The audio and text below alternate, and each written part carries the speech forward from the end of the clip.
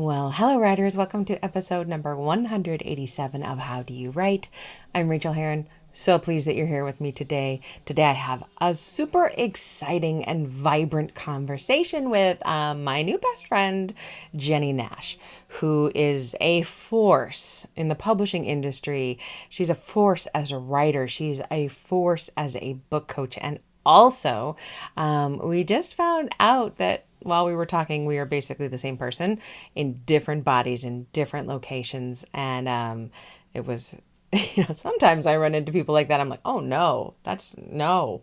Uh, but with her, I was just delighted to see perhaps some of my best qualities reflected back at me instead of those people that you meet where you're like, oh God, I am like that. Ah, crap. Jennie is not that. Jennie is gorgeous, wonderful, awesome. You're going to love listening to her. So we'll get into that in a moment. A little bit of a catch up around here. I am far behind. No, I'm not. Yeah, I'm pretty far behind. I got my revision letter back. I told you that. And then I have just proceeded to screw off. I'm so talented at knowing at a very visceral, subconscious level the very last moment I can have before hitting a point where I won't make that deadline if I don't work hard. And for some reason, I always walk right up to it, even when I am trying not to, even when I'm trying to get all the words done ahead of time, I still can push a deadline to its max. So I think I've got like 15 more days for this editor's revision, and this is the big one. This is, the take it apart again and put it back together in a different way. I am making it less emotional and more stabby, more tension, more thriller. So I keep forgetting that. I keep having them have these beautiful, emotional, poignant moments between the women in this story. And then I'm like, no, it's got to be scary. It's got to be scary externally, not just deep and scary inside the heart. It's got to be both. So I'm trying to get all of that done, and it's not easy, but I'm trying. Everything else is going very well. I'm still liking this staying at home thing, and I do admit it. I really like it. I just had a thought today that if and when the world goes, it'll never go back to normal, but when it opens up more and we are able to see people, I think I'm going to restrict myself to seeing people once a week. That will make me choose very carefully who I see and when I see them. Back in the old days, I would usually have 4 to 7 gatherings of some sort. I have a lot of friends and I really love them. But I can get a lot of that socializing through email, through text, through phone calls, through Marco Polos. Marco Polo is an app I really like. And I don't always need in person. I really like this expansive time to stay at home and work in the garden and read books. And I don't know, that might be a rule I put down. I want to see people, but I want to keep it more limited than I was. I want more boundaries when we come out of this. I want more ability to say no to the things that don't matter as much and always saying yes to the things that matter most. That is my goal. I don't know how that's going to shake out, but that's my goal. Another thing that has hit me is another book. Another book has hit me over the head. I have been trying to figure out how to tell the story about recovery from addiction. Everybody's got a story about recovery from addiction. You know that. So I want this one to be a little bit different. And I think I may last night have kind of cracked the spine of it, figured out what I want it to be, which is more than just about addiction. It's really about living genuinely and with full acceptance of who you are at this moment without trying to change. Because I really do believe that I am everything I need to be right now. I believe that you are everything you need to be right now. Any of us having more of things is not going to change who we are, and it's not going to change our happiness level. Probably. There's definitely exceptions to all of this. If you're living at or below the poverty line, yeah, having more money will help. But we all know that study that if you make more than $73,000 a year or something like that, you can't get happier with money. Money will not make you any happier. Yeah, so that's what I'm thinking about. A new book somewhere around those ideas. So I'm playing with that, and I don't know where it will fit into my life. I still want to write that women's fiction next. I just kind of feel very much like writing all the time right now. That's something that quarantine has given me. I haven't felt this way in a really long time that every spare moment I want to be writing. That is not like me. I have started journaling again in a really big, deep way. And I realized that I usually only journal, really deeply journal, when I'm traveling. And we're traveling right now. This is a unique experience for everybody on the globe, and it does feel like some kind of a journey, and I'm very, very drawn to capturing what's going on around me, not for any reason, not to package up and sell, just because I need to get these words out of my mind and onto the page. So I was actually talking to Jeff Adams of Jeff and Will the other day. He's going to be guest hosting with me on The Writer's Well next week, and he showed me his Rocket book. That is not as dirty as it came out of my mouth. But do you have a Rocket book? I want to know. I ordered one. They're like $30, and you can save your digital handwriting. I really like journaling, and then I'm always like, I'm never gonna see this book again. But if it's online as well, that's like a double backup. Not like anybody ever wants to read my journal, even myself, but I do like thinking about it being backed up. So I ordered a Rocket book, and that should be fun to play with. Wow, I am just going kind of all over the place today. What other all over the place should I tell you about? I think that's about it. I would love to thank some new patrons because it has been a while since I remembered to do this. So this is going back like more than a month. Tuomas Makanen, it is always wonderful to have you as a patron. That's awesome. Amanda, thank you. Oh, maybe I have thanked these people because I remember thanking Amanda. Amanda, you're the best. Janine Gurman for editing your pledge up. Thank you, thank you, thank you, thank you. Everybody who is supposed to get those texts from me, I am over the limit for the text service and I'm trying to find a different service. So if you're not getting that, don't worry, I'm trying to fix it.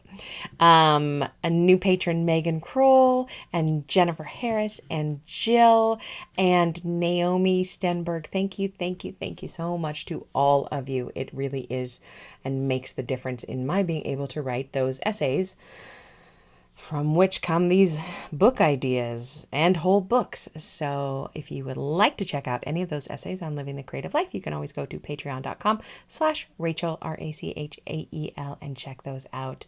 And I really, really, really appreciate you. That's caught up. My desk is covered in Tootsie Roll Pops because apparently this revision is taking Tootsie Roll Pops. If a Tootsie Roll Pop is not in my mouth, I am not revising. And that's the way it's going to be, and I like it. And yes, let's jump into the interview now with Jennie Nash. I know you're going to enjoy it. Please, please get some of your own writing done and find me anywhere online and tell me about it. I love hearing about it, and I believe in you. Okay, happy writing. Well, I could not be more pleased today to welcome to the show Jennie Nash. Hi, Jennie. How are you? I'm so happy to be here. I'm well, thank you. Good. Let me give you a little introduction so we can talk about all the things you do. Jennie Nash is the founder of Author Accelerator, a business that has trained more than 50 book coaches to support writers through the entire creative process of completing a book. Jennie started her career on staff at Random House and has spent 30 years on all sides of the publishing industry. In her time as a book coach, her clients have landed top New York agents and book deals with houses such as Scribner, Simon & Schuster, and Hachette. Jennie is the author of 9 books, 5 of which were published by Big Five publishers. She has taught for 12 years in the UCLA Extension Writers Program and spoken at writing conferences all over the country. Her guest posts have appeared on popular writing sites including The Right Life, Writers Helping Writers, and The Book Designer. And just before we got on air, we were kind of telling each other how nice it is to talk to somebody else who does all of the things. You do all of the Yeah. things like I do. I teach at the extension programs at Berkeley and Stanford, and uh, oh, what else was I gonna say? Oh, I was looking at your book roster. You write all the genres. You write women's fiction and memoir and nonfiction about writing, and and I've heard your name for so long in the publishing industry, which is why I'm so excited to have you on the show, because I do get people who want to be on the show because they have written a book about writing, but they have no other books. You know, when you Yeah. run into those people, and Yeah. you are this book coach among, you're the book coach of the book coaches because you know how to write, because you've done all this stuff, which is why I'm so happy to have you on the show about process. Let's just open it way up. How do you do it all? Um, You have children, you have family. I just have a wife and no kids. So how do you do it? well, my kids are grown, so it doesn't count. I mean, I just kind of work like a dog. That's the honest truth of it. I just do. I work all the time.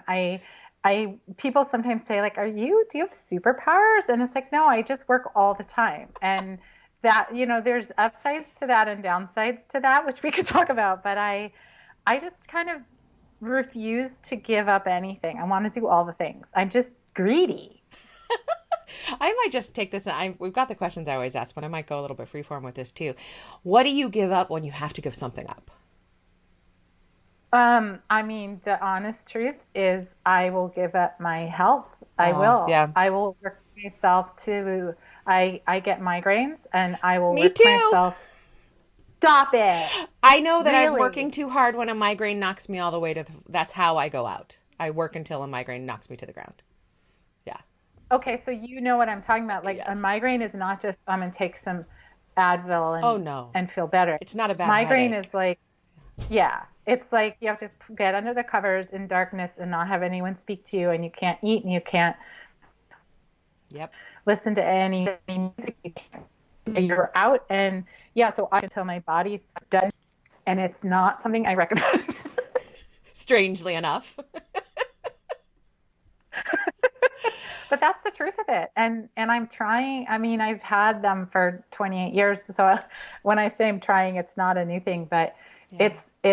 I love to work. I like to work hard. I don't want to give up. Like you said, what do you give up? And I say that to writers all the time. What are you going to give up? Because you can't have a clean house and, make perfect meals and do all the things and have time to write. And so I'm constantly helping them make those choices. And then I don't actually make them my own self. I just try to do it all. I think you may be my new favorite person and my twin at soul, because that is what I do. I tell everybody to give up something and I don't give up anything. And that does come at the expense of my own health and my snapping at my wife, for example. She'll get the I short mean, end of the right, and stick like right there. that's fair. Yeah. Yeah, Yeah, I exactly. bet she loves that. Yeah, she adores that when I'm like on deadline and starting 3 classes like I was last week. So, Well, so well, that's interesting. So that's the thing you give up is like peace in your home. And I would do the same thing. I would yell and snap at the people I love and then I would, and yeah, it's not okay. and then it's not okay. And then I blame it on how busy I am. And she always says, "Whose fault is that?" And she's, Oh, oh my gosh. My daughter, who's teaching seventh grade, is living with me right now in the shutdown, and we had a little snippy fight recently because she was like, I just got to get to June 15th because then they have summer. Teachers have summer, and look, teachers work so hard. I'm not even kidding how hard she works. mm-mm. It's relentless, like every day, and it's just you're in it and you're in it, and it's horrible. But she said summer, and I said something like, well, at least you get it summer, something like that. And she just looked at me and she said, you could have a summer if you wanted, Mom. And I was like, like I can't, I mean, like the rules don't apply to me.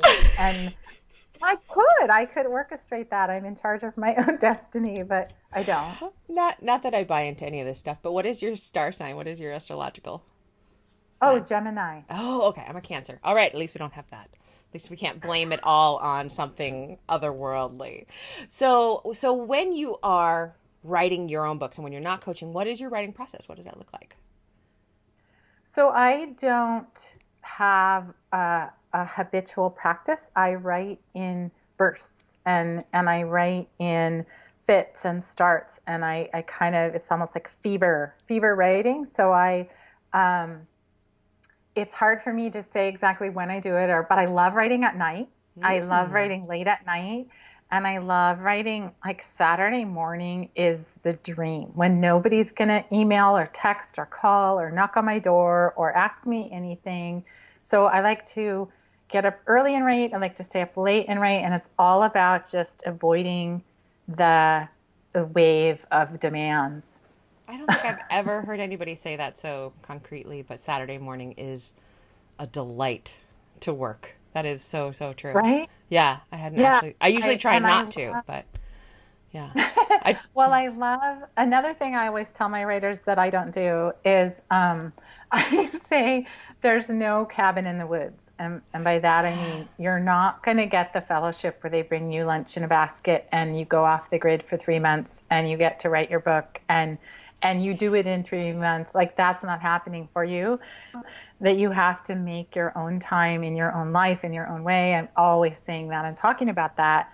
And yet the way I write best is when I get those kind of clearings, those kind of like white space on the calendar. I'll be like, ooh, and I can dive in and write it. But I'm really bad at actually blocking that time. And I would like to be better. but the thing is, and I'm going to push back on that just a little bit, is that your process works and you're getting books done. And you are Yeah. you would like a cabin in the woods when and you make that in the white space on your calendar. Whereas for white space, for me, doesn't work personally, because then I go watch Netflix or, garden or something. I do anything but write. Oh, So it works for you.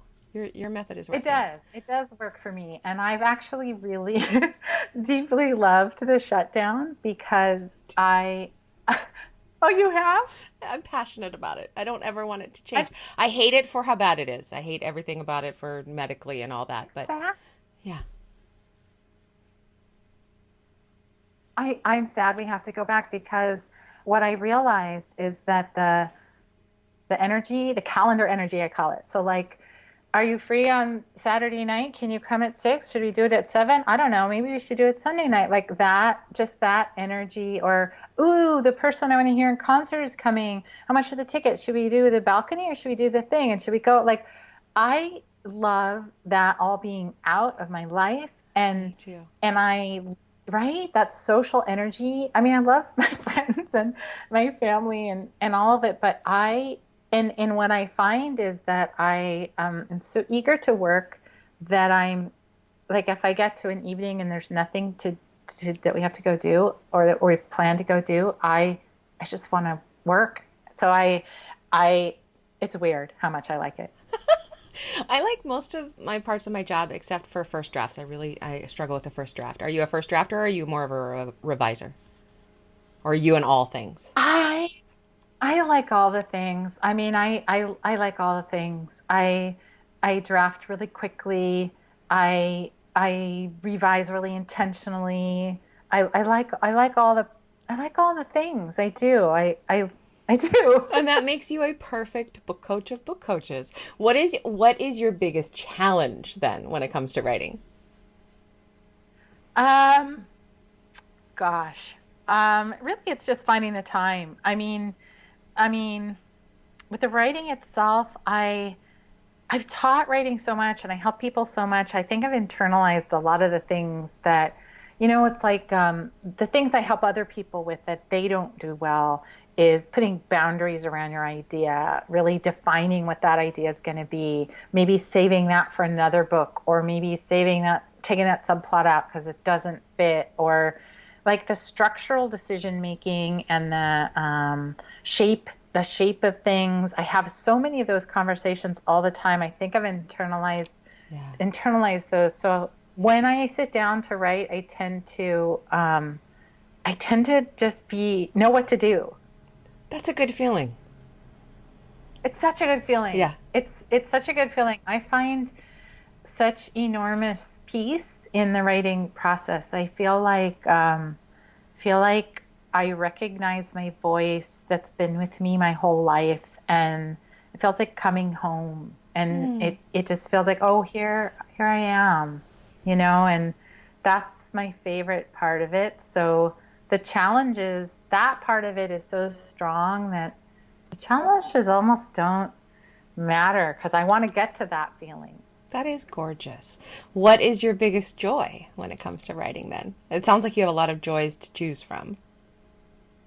I mean, it's that coming home. It's like, here I am. This is me. I'm in it. And even if I have 10 minutes to write something, I can get into that space and it feels wholly my own. I mean, that's the thing about writing, right? We're in charge. We're the one. We're the boss. Is there a genre that you feel more at home in? For me, I sink into my bones, even in first drafts. I love being inside my body when I'm writing memoir or creative nonfiction of any sort. Fiction, I struggle more with first drafts, but is there a genre that you feel most at home in? I would say that it is memoir as well. Yeah. And I've had an interesting experience with my newsletter. For a long time, doing it for a long time, and I have a pretty nice following. And I used to be super craft based. I was like all the craft lessons and all the how-tos and, strategy. And then I started paying attention to what people liked. Imagine that. And every time I would write something, it was usually when I was late on my deadline and I just had to whip something out and I just write some dumb thing in my mind about whatever, what I made for dinner or one of my kids or, something. People love them. And so more and more I've just done that for that weekly thing. And it's just, there's nothing like it. It's so fun. Just writing about my own self and what I think. Right? It's the best. Don't you think? I really do. And I don't know if you're like me though, but honestly, we're joking about it, but I don't really know what I think about things until I put them on the page and explored them and written around them and gotten to what I know. And I usually don't know when I sit down, when I start writing about something. I wrote something last night in my journal that has freaked me out. I'm like, oh God, am I going to have to go there? Now do I have to go there that I've said it? Oh, see, that's amazing. And yeah, I agree with that it's revelatory, but it's also, you own it. There's this authority, like it's so just you, it's so whole. Yeah, I really, it's easy for me. Yeah. All the other writing is harder. Yeah. Oh, that's so cool. Okay, so first of all, can you share a craft tip, speaking of craft, with our listeners? Yeah, I'm going to talk about revision. Yay! I stinking love revision. Do you like revision? It's the best. The only reason I write is to get back into revision because I can revise 12 hours a day. I'm in heaven. I can't stop. Right? Yep. It's so much fun and it's where the thing becomes what it wants to be. And so I love revision and I know a lot of people don't. So I like to talk about revision. And the tip I would have would be don't revise in the same way you wrote. You have to get a different mind space. And that can be, you can do that physically, like you could do it in a different place than you write. You could even just changing the font on your manuscript or printing it out in a different font and it falls on the page differently can make you just shift how you're looking at it. And the whole thing that an editor does, the joy of being edited is somebody else's eyes are on your work and they're bringing a different perspective to your work. So if you can do that for yourself, like get out of the head you wrote in and look at it in just a different angle, a different way, a different viewpoint, really trying to get a 360 viewpoint on it. That's the trick, is don't just go, the mistake I see so many people make is they think revision, well, there's two things. They think revision is line editing. Yeah. They think it's fiddly little wordsmithing, and it's not. It's heavy lifting, earth moving, and then the second mistake they make is they just fall into that same rhythm or pattern that they did when they were writing. And then I'm sure you do this. This always cracks me up when I'm reading my own stuff and you get in that thing. I'm like, oh, this is good. Yes. And you just start like, you're just doing what you do when you write. Because when you're writing and you think that, you don't have to work on that. So then you work Exactly. on the next section. So I you love gotta, Yeah, I love that feeling, but that is one of the warning signs for me in like a second draft or a third draft. If I'm really loving it, I have to pull back out of it. Like there's something I might not be seeing yet. In a fourth draft or a fifth draft, you might let yourself, enjoy that a yeah, little bit. feel like, oh, I'm so good. But yeah, it's take your writer's hat off. Like Yeah. literally, I'm not a writer right now. I'm an editor. I'm trying to be in my reader's shoes. I'm trying to look at this from the outside. I'm trying to be analytic instead of, creative. Just different perspective will make your revision process so much better. I love that. Thank you so, so much. And thank you for being on my side for revision. It's magic. It's literally the magic of writing. So, what thing in your life affects your writing in a surprising way? Oh my gosh, I love this question so much because I have to answer the real thing, and the real thing is Yay. so embarrassing. Oh, good. When Good. I first saw it, I'm like, oh, I don't have to really answer. Um, the surprising thing that I find really motivating is jealousy. Ooh, tell me more. I get so jealous. I get so jealous of, of everyone and everything for every reason you could possibly name. And it's not just a little jealous. It's like rage. I'm like rage jealous. And it can just be like if I read something I love and I'm just like, oh, this is so good. And then I think, I wish I had had that idea. Like Yes. as if you could just take someone else's idea. Or, if somebody has a big success or some big lucky break, and I'll think, I could do that if I just had a lucky break, but I even get jealous. I even get jealous of my students that I teach. Like if they're doing really well, I'll get jealous of them. It's bizarre, but I find it super motivating. I love that. I love that you're talking about it because people don't talk about it. It is one of those guilty things to be hidden away. Like we shouldn't Yeah. have jealousies. I'm Yeah. pretty. I just rank low on the jealousy scale as a human being anyway. But the places where I find jealousy the most painful is when I am reading something that I know I couldn't write because I'm not that writer and I'm just so mad at myself. Or like, Yeah, or I'm not that good. I'm not Have you that ever good. had that? Oh yeah, I have it Yeah. all the time. All the time. Or like, I'm not that smart. I'm Yep. not that smart. I couldn't have pulled Oh, that off. that's actually one of my biggest ones is I'm not that smart. Like I'm working on Yeah. finishing up a thriller right now, but I'm letting myself read thrillers, which is not a good idea. And all of the twists that are coming on, I'm like, I can't do that. I can't do my Right. twists are stupid. Right. Right. Yeah. They're all obvious. Everybody knows. Right. Yeah. Yeah. I feel that. I feel that a lot. That I'm not that smart, or I'm not that. It's strange. It's just a strange thing that I feel like I have no outside reason, external reason, no demonstrable reason that I should feel jealous, and I do well at what I do, and I'm successful in all the things, but that's what I feel. And instead of turning it into an opportunity for self pity and getting into bed and pulling the covers over our head, which I'm also good at, you said you use it to motivate yourself. What does that look like? Does it mean I'm just going to work that much harder?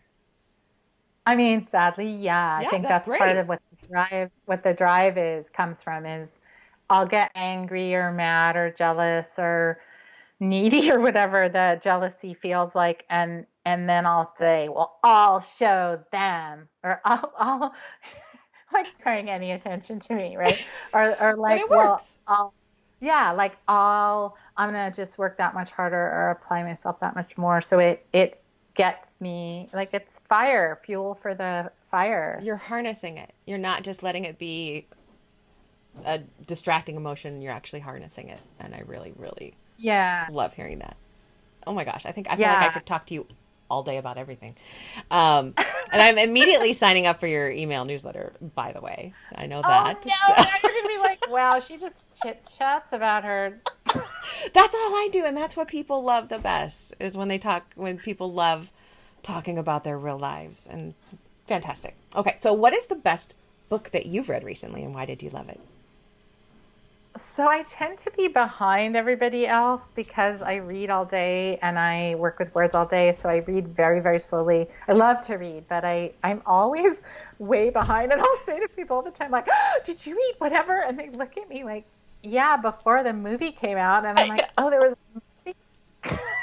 I did that the other day, and they're like, the one that won the Pulitzer? Yeah, I read that 5 years ago. So That's exactly what happened. So the one that I just read that like blew my mind was Daisy Jones and the Six. Oh my gosh, you don't know. Read it. I think I have it on my list. But what did you love about it? Okay, it is just the most mind-blowing thing. It's Really? Taylor Jenkins Reid, and she basically recreated a story of Fleetwood Mac. Okay, I was going to say it's some it's kind of musician, right? rock and roll opera kind of thing. But the thing that just was extraordinary about it was she chose this structure that is the band members are telling an oral history of the band. So it's a fake band, and they're telling fake oral history of the band so that each band member, it's like 6 or 7 or 8 or 10. There's a lot of characters, and they're speaking to a invisible host, basically, of like a reporter. Like a oh, yeah, okay. Yeah. And so there's this weird perspective that talking at you, but you're not who they're talking to. But that's the thing that I'm just like, I could never pull this off. Like, it's just extraordinary. And each voice is super distinct. But what's just amazing about it is that they all contradict each other all the time. It's like, oh, remember that show in Oslo where whatever happened? Oh, no, that wasn't Oslo. That was Berlin. Oh, yeah. And remember in Mexico when that happened? And they're telling the same thing and they've all got it wrong. And it's like this meditation on truth, that there is no truth and there is no memory. It's just extraordinary. That sounds gorgeous. It's beautiful. And then you think you know what it's about because it's like this Stevie Nicks characters at the center, and you think it's like a rise and fall to fame. You think, okay, I got this. But it turns out really not to be that. It's about something else, and that something else emerges while the story unfolds, and you kind of begins to tickle in the back of your mind, and then it comes super clear at the end what it was really about, and like a twist to it, and it's just masterful. I cannot. I'm just obsessed with it. I am going to read it because it's either in this stack right here or it's on my Kindle in my TBR pile. But I will confess to you, since we are being so open and honest with each other while you were talking about it, I felt and identified a twinge of, oh, that's a great framing device. I could never have thought of that framing device. Right. That's exactly it. And people underestimate the power of structure of how you're going to contain this material. So here's this idea, and after I read it, I do this when I'm obsessed with something. I go read everything about it, like all the interviews and all the things. And Reese Witherspoon actually did buy the movie, right? So it's going to be a movie. She did, because she's so good at buying the best stuff. And somebody's going to write the music that's fake music for this fake band, which, do you love that? So meta. I'm actually in a yacht rock band called Sausalito, so I sing a lot of Fleetwood Mac, so I'm definitely on board for this entire idea. I only recently learned what yacht rock was, and I was like, wait, yacht rock is the music of my life, and I didn't even know what it was.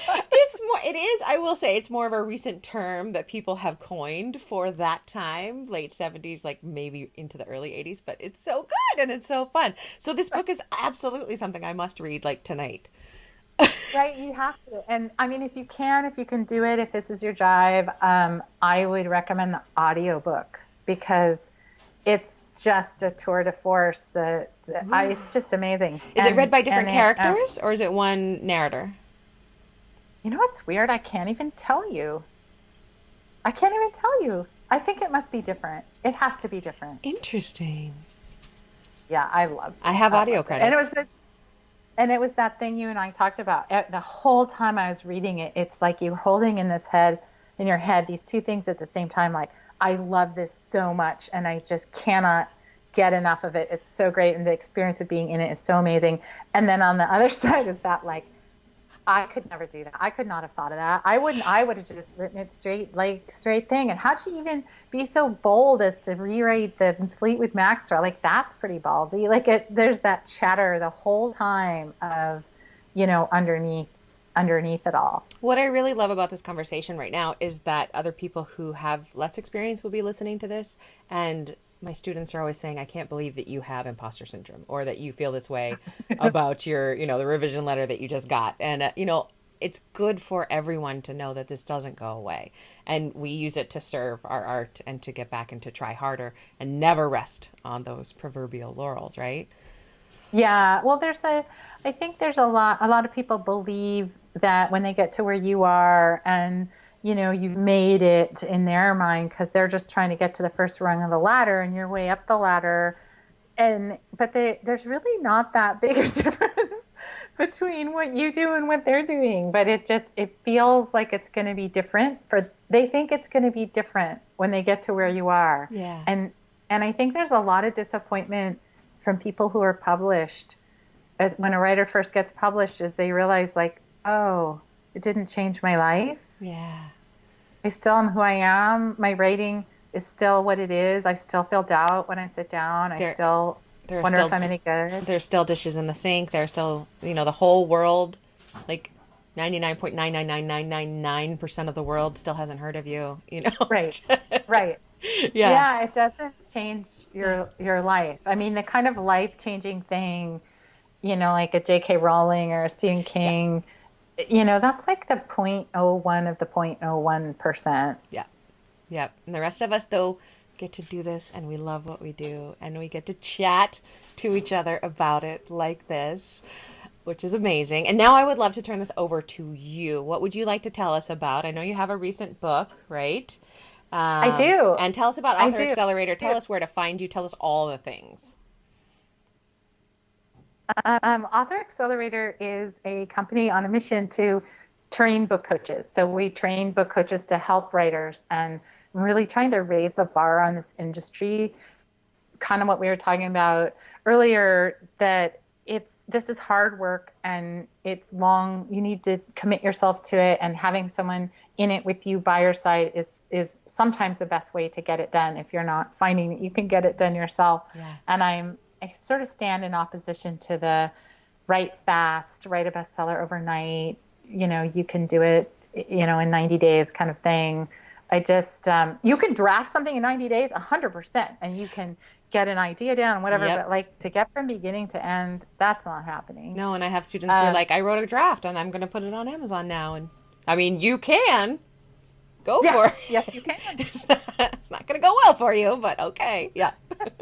So I'm really trying to acknowledge and respect how hard the work is and train people to help people do that hard work.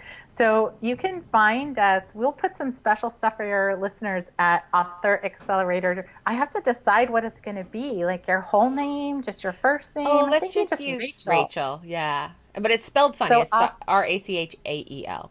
So we'll go authoraccelerator.com/Rachel. Perfect. And I can put some stuff on there and some resources and things for people to find. And the book I just wrote is called, I laugh at the title, Read Books All Day and Get Paid for It. It's the best title ever. I love when I saw it, I was just like, that is one click right there. One click. Read books all day and get paid for it. That's what we do. And this is a really nuts and bolts book about how to run a business, how to run a book coaching business. There's a lot in there about how to value this work, because a lot of people are giving this work away for free. They're like the most amazing critique partners on the planet. They're the friend that everybody gives their pages to. They're the one running the book club, and they're giving this work away for free. And I'm trying to say that work is hugely valuable, and you should put a price on it, and you could have a side gig or a whole career at that.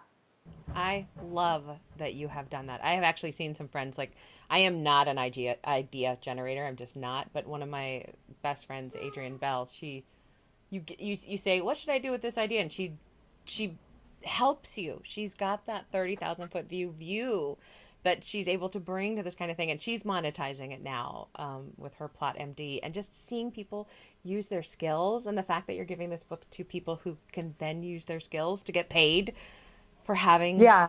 good sense Yeah. when it comes to story structure.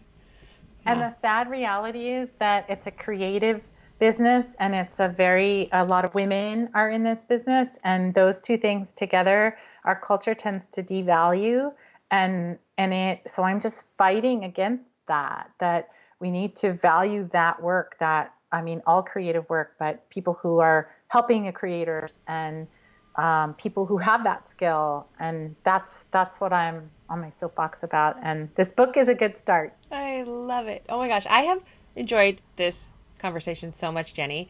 I would like to sign up to be your next friend when you need one.